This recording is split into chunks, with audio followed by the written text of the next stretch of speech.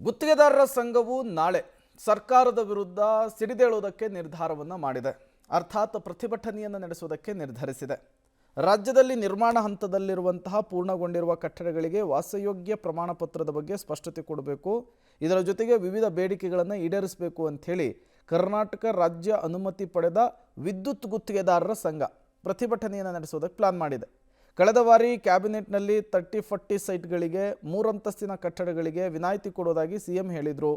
ಒಮ್ಮೆ ಈ ವಿನಾಯಿತಿಯನ್ನು ಕೊಡಬೇಕು. ಇದರಿಂದ ರಾಜ್ಯದಲ್ಲಿ ನಿರ್ಮಾಣ ಹಂತದಲ್ಲಿರುವ ಲಕ್ಷಾಂತರ ಮನೆಗಳಿಗೆ ವಿದ್ಯುತ್ ಸಂಪರ್ಕ ಸಿಗುತ್ತೆ. ಇಂಧನ ಸಚಿವರಿಗೆ ಕೇಳಿದರೆ DCM ಕೇಳಿ ಅಂತಾರೆ. ನಾವು ಯಾರ ಬಳಿ ಹೋಗಿ ಕೇಳಿದರೂ ಕೂಡ ನಮಗೆ ಪರಿಹಾರ ಸಿಗ್ತಿಲ್ಲ.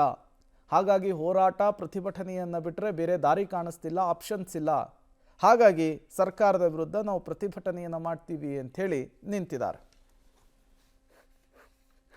ಫಲ 1200 ಸ್ಕ್ವೇರ್ ಫೀಟ್ಗೆ ಓಸಿಯಿಂದ ವಿನಾಯಿತಿಯನ್ನು ಕೊಟ್ಟಿದ್ದಾರೆ. ಆದರೆ ರಾಜ್ಯದಲ್ಲಿ ಈಗಾಗಲೇ 16 ಲಕ್ಷಕ್ಕೂ ಅಧಿಕ ಕಟ್ಟಡಗಳು ಸಂಪೂರ್ಣಗೊಂಡು ವಿದ್ಯುತ್ ಸಂಪರ್ಕಕ್ಕೆ ಕಾಯ್ತಾ ಇದೆ. ಏನು 4/4/2025 ಹಿಂದೆ ಯಾವ್ಯಾವ ಕಟ್ಟಡಗಳಿಗೆ ತಾತ್ಕಾಲಿಕ ವಿದ್ಯುತ್ ಸಂಪರ್ಕವನ್ನು ಪಡೆದು ಪೂರ್ಣಗೊಂಡಂಥ ಕಟ್ಟಡಗಳಿಗೆ ಏನು ಮಾನ್ಯ ಮುಖ್ಯಮಂತ್ರಿಗಳು 18/9/2025 ಒಂದು ಕ್ಯಾಬಿನೆಟ್ ನಿರ್ಣಯದಂತೆ ಒಂದು ಬಾರಿ ವಿನಾಯಿತಿಯನ್ನು ಕೊಡೋ ಮುಖಾಂತರ ಗ್ರಾಹಕರಿಗೆ ಒಳ್ಳೇದು ಮಾಡಿಕೊಡ್ಲಿ ಅಂತ ನಾನು ನಿಮ್ಮ ಮಾಧ್ಯಮದ ಮುಖಾಂತರ ಮನವಿಯನ್ನು ಮಾಡ್ತಾ ಇದ್ದೀನಿ. ಹಲವಾರು ಬಾರಿ ಭೇಟಿ ಮಾಡಿದ್ದು ಯಾವುದೇ ಸ್ಪಂದನೆ ಸಿಗದ ಕಾರಣ 11ನೇ ತಾರೀಕು ಬೆಳಗ್ಗೆ 10:00 ಫ್ರೀಡಂ ಪಾರ್ಕಲ್ಲಿ ರಾಜ್ಯದ ಮೂಲೆ ಮೂಲೆಯಿಂದ ವಿದ್ಯುತ್ ಗುತ್ತಿಗೆದಾರರು, ಗ್ರಾಹಕರು, ರಾಜ್ಯದ ವಿರೋಧ ಪಕ್ಷದ ನಾಯಕರು, ಹಲವಾರು ಸಂಘಟನೆಯ ಅಧ್ಯಕ್ಷರುಗಳು ಭಾಗವಹಿಸಿ ಒಂದು ಬೃಹತ್ ಪ್ರತಿಭಟನೆಯನ್ನು ಮಾಡುವಂಥ ನಿರ್ಧಾರವನ್ನು ಮಾಡಿದ್ದೀವಿ. ಈ ರಾಜ್ಯದ